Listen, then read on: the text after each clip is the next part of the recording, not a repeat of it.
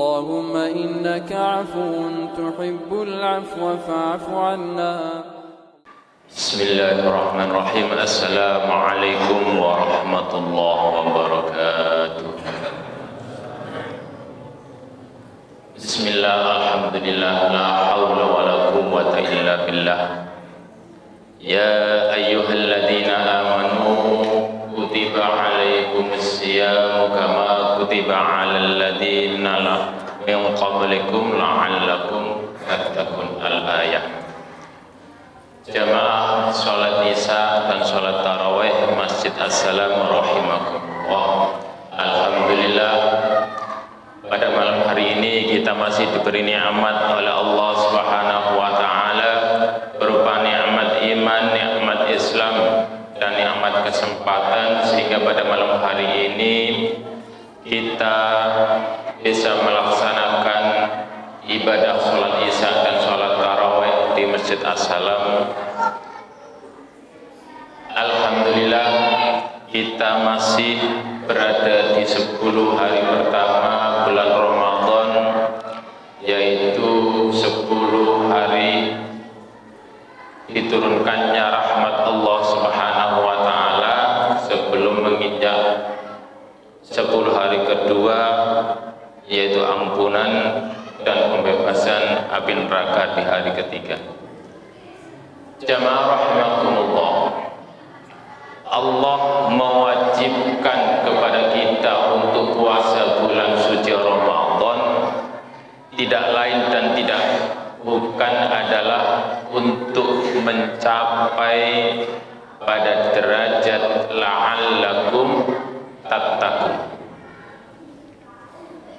Nah, untuk mencapai derajat la'allakum tattaqun, maka kita harus bersungguh-sungguh dan bertekad dengan niat lahir dan batin untuk melaksanakan puasa di bulan Ramadan. Karena apa?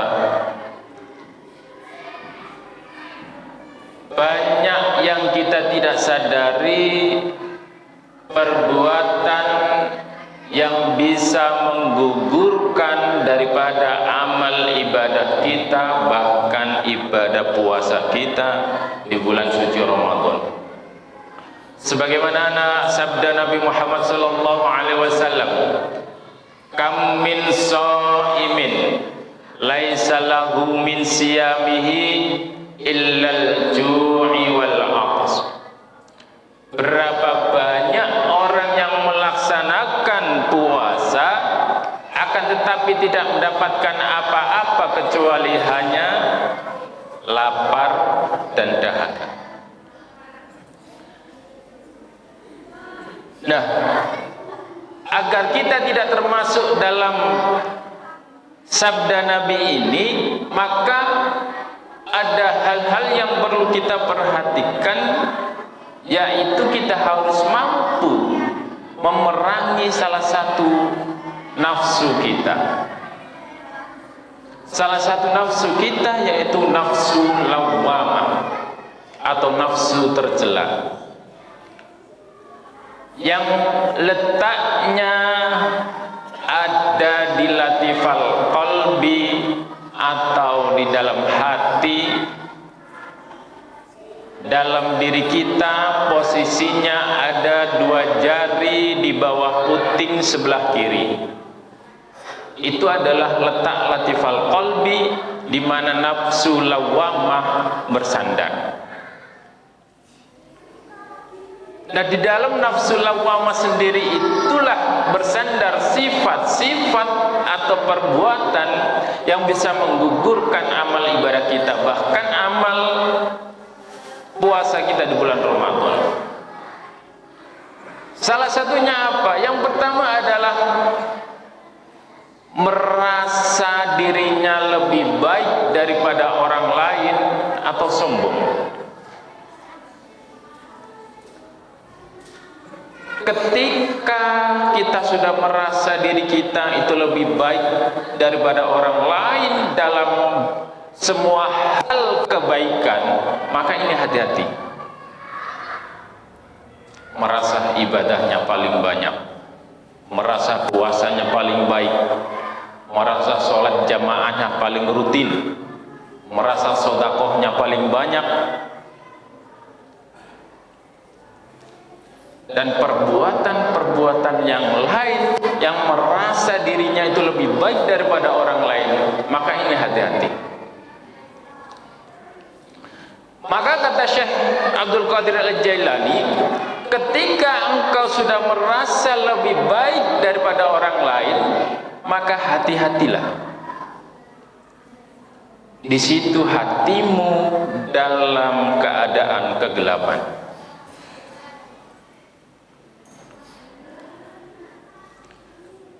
Bahkan ada sebuah hadis yang mengatakan dari riwayat Muslim, la yadkhulul jannah, tidak akan masuk surga, man kana fi qalbihi, barang siapa saja yang di dalam hatinya misqal dzarratin min kibrin, ada rasa kesombongan walaupun sebesar biji dzarrah. Jadi tidak akan masuk surga ketika seseorang itu di dalam hatinya sudah merasa lebih baik daripada orang lain, walaupun itu seberat biji dzarrah.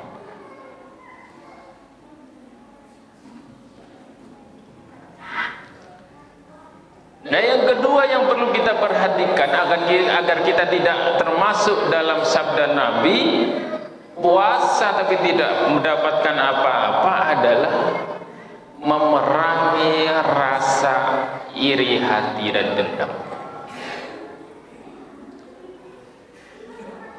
Karena menurut Ibnu Qayyim, rasa iri hati dan dendam ini adalah penyakit yang paling merusak. Karena apa? Bukan hanya membenci sesama manusia, tapi juga akan membenci kepada Allah Subhanahu wa taala. Karena apa? Ketika iri ini sudah merasuk di dalam qalbun kita, dalam hati kita, maka kita tidak akan senang melihat nikmat yang Allah berikan kepada orang lain. Maka yang menjadi tersangka di sini akan ada dua. Karena rasa iri hati kita, satu adalah manusianya sendiri. Kita iri dengan nikmat saudara kita, diberi rezeki yang lebih, diberi harta yang berlebih, diberi kesehatan atau kebahagiaan-kebahagiaan yang lain yang lebih dari kita. Kita menyalahkan orang lain. Enak si fulan, hartanya banyak, hidupnya enak, tidak pernah susah. Satu, orang lain yang disalahkan, menyalahkan orang lain. Yang kedua, menyalahkan Allah Subhanahu wa taala. Karena apa? Karena tidak percaya akan takdir yang diberikan oleh Allah Subhanahu wa taala terhadap semua hamba-hambanya. Karena rezeki itu adalah pemberian anugerah yang Allah berikan kepada hamba-hambanya, yang tidak akan tertukar antara satu dengan yang lainnya.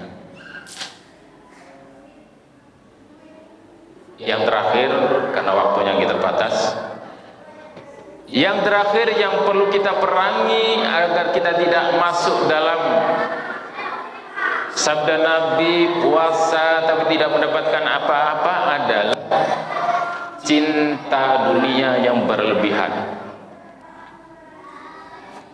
Biasa disebut hubbud dunya. Nah, yang perlu kita sadari bahwa tujuan akhir dari kita hidup di dunia ini bukan dunianya, tapi tujuan akhir kita adalah akhirat. Bukan kita berlomba-lomba untuk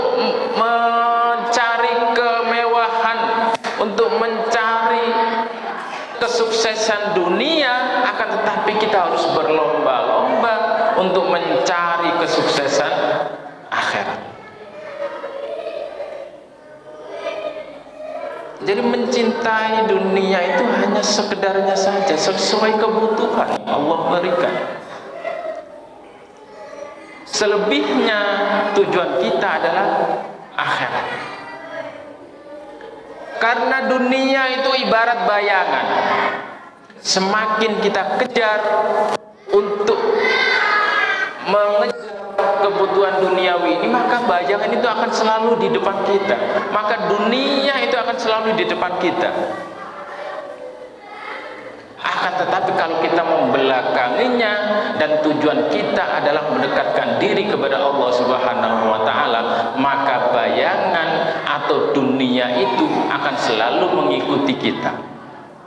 Ketika kita sudah mendekatkan diri kepada Allah, bertakwa kepada Allah, maka bukan dunia yang ikut kepada kita, itu sudah takdir, sudah nasnya Allah, bahwa ketika kita sudah mendekatkan diri kepada Allah, ikhlas mendekatkan diri kepada Allah, maka dunia pun akan ikut kepada kita. Jadi mencintai dunia hanya sekedarnya saja, jangan berlebihan. Karena hakikatnya dunia sendiri, harta benda itu tidak ada manfaatnya jika tidak digunakan dengan semestinya.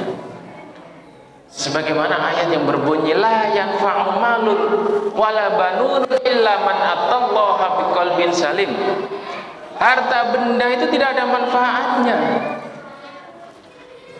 Maksudnya adalah harta-harta yang tidak digunakan sebagaimana mestinya, yang diwajibkan oleh Allah Subhanahu wa taala. Dan juga termasuk anak-anak. Anak-anak juga tidak ada manfaatnya kalau anak-anak itu tidak diarahkan, tidak dibimbing untuk selalu taat kepada Allah Subhanahu wa taala. Atiullah wa atiur rasul wa ulil amri minkum. Kecuali apa? Yaitu orang-orang yang mendekatkan atau yang kembali kepada Allah dengan hati yang selamat. Itulah orang-orang yang akan selamat. Oleh karena itu, mudah-mudahan pada 10 hari terakhir ini kita mendapatkan rahmat dari Allah Subhanahu wa taala dengan sungguh-sungguh dan penuh semangat, penuh keyakinan, dan meninggalkan hal-hal yang bisa membatalkan ibadah puasa dan juga bisa menggugurkan daripada amal perbuatan baik kita ataupun puasa kita. Sekian, wa'alaikum. Wassalamualaikum warahmatullahi wabarakatuh.